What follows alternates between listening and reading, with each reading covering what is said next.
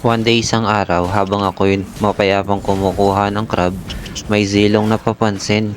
Bigla-bigla na lang nanunugod sabay tusok ng sibat. Gusto ata niyang malitsyon, sakto yung expert ko ay nagliliyab. Ayan tuloy, atras ka agad.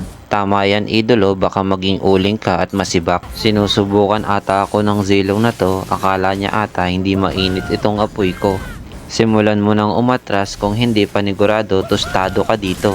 Nang malapit ko na siyang magapi, abay sobrang swerte niya at ako'y naubusan ng gas. Bigla tuloy nawala apoy ko, buti na lang yung prickle ko abot hanggang base. Dito nga ay turtle fight na. Sabi ko sa mga kasama ko, ako na ang bahalang tumaboy sa kanila. Kaya naman ginamit ko na ang pinagbabawal na technique. Katon, muriatic acid technique. At dahil dyan, masisecure namin ang unang first turtle. At heto na naman nga yung zilong kumakaripas ng takbo. Buti na lang talaga marunong ako ng Hiraishin technique ng ikaapat na Hokage. Kaya nakapunta ako sa base nang walang kahirap-hirap. At dito nga, akala ng zilong makakaisa pa siya. Hindi niya alam, kaya ko din ng Kage Bunshin plus sumani pa si Kurama at ginamit ko na din ang Raikiri. At dahil gustong makabawi ng zilong, matyaga talaga siya nag-abang sa damuhan. At nang makahanap siya ng tiyempo ay kumaripas na nga siya ng takbo, pero wala talaga siyang kadala-dala. Hiraishin technique! Dahil hindi na nga kaya ng zilong, tumulong na din yung batang witch na si Lilia. Medyo lugi ako kasi ang matiras ang gamit niyang apoy, samantalang katon lang ang akin. Pero wala pa rin panamayan dahil sumanib na sa akin si Kurama. Ang angas mo, tostado ka tuloy. Yan. Si Zilong naman galit na galit, gustong manakit. Di niya alam may teleportation technique ako. Makita pa lang ako ng mga kabalan, agad na sila nagpupulasan. Pero wala pa rin kayong takas sa katon muriatic acid ko. Tostado lahat, pati ipis sa bahay nyo. Katon muriatic acid technique. Kahit ilan pa kayo, panigurado, tostado kayo.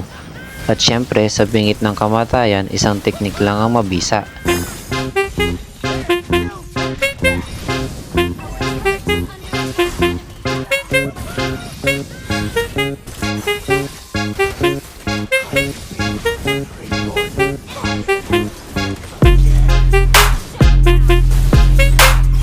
Hiraishin technique.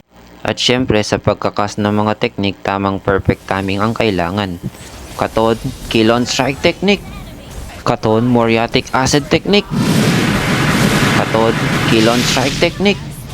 Katon, muriatic acid technique. Katon, muriatic acid technique.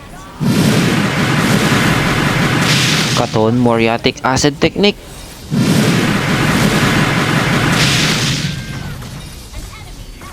At dito nga, pagkatapos kaming makuha ng Lord ay agad-agad na naming pinasok ang kanilang base. Hindi na namin sila pagbibigyan dahil hindi uso sa amin ang comeback Israel. Kaya naman tatapusin na namin to. Ilang hampas na lang to, matatapos na namin. Hindi na natin sila pagbibigyan. GG, well played na. Kaya naman Victory!